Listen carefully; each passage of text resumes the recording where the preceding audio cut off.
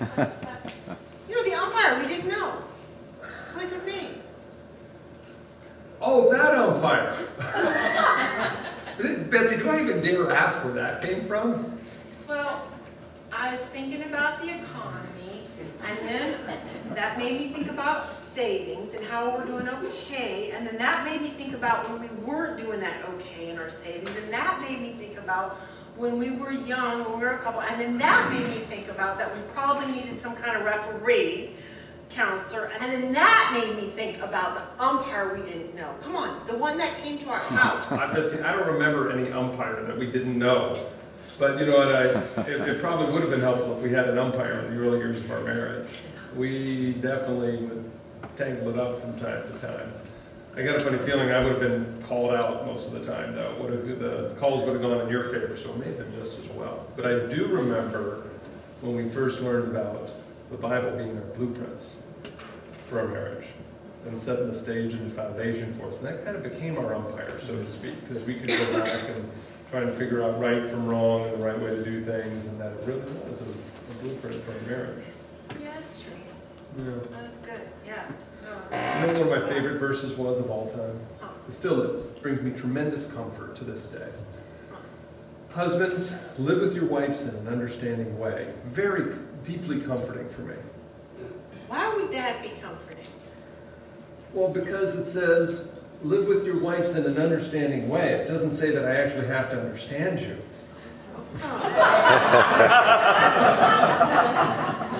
That's helpful. Now, I know my communication style probably isn't that easy either. No. It's hard to understand you. And half the time, you know what my communication style is? Yeah, my communication style is to not talk at all. And I know that's got to be hard to understand. But it is a communication style, I think. Yeah, well, sometimes, you know, I did know that I nagged you a lot, and I think like, you know, all the time. It just goes all over. I know, yeah. Especially when I'm on caffeine. Yeah. Well, you do throw me curveballs from time to time, and I think I usually strike out on. Yeah, we get some good home runs. Yes, we have, from time to time.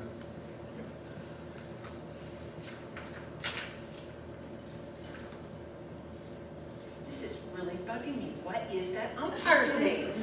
Betsy, why does this keep Sean, coming up? the umpire, we didn't know him, but he came to our house, and he had a wife that we knew. Betsy, I have no idea what you're talking about, and I actually, you know what, I'm kind of proud of it. You know, you have been the most amazing life mate.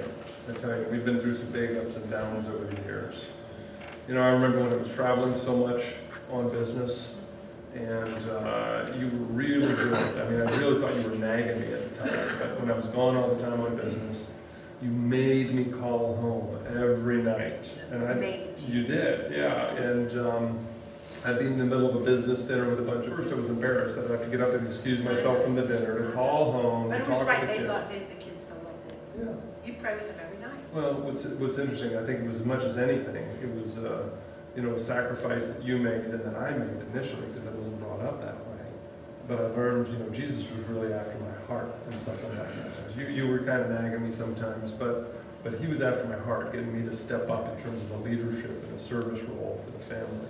So. And it was good. We were really busy then. I mean, really over the top. We had 2 businesses, and that was crazy. 3 little kids. I didn't like you very much sometimes. But I loved you to death. You never took to us apart. Yeah. They were tough. Yeah. But No, it wasn't. but I started to figure, if Jesus, Yeah. if God could raise him from the dead and he lived in me, he could certainly make you clean the house. That's true. Well, I remember it, what was it? It was about 20 years ago. Remember that Jimmy Evans thing we saw? You probably don't remember this. I don't remember the umpire, but he said, gentlemen, you may be just one clean house away from the night of your dreams. Yes. Oh.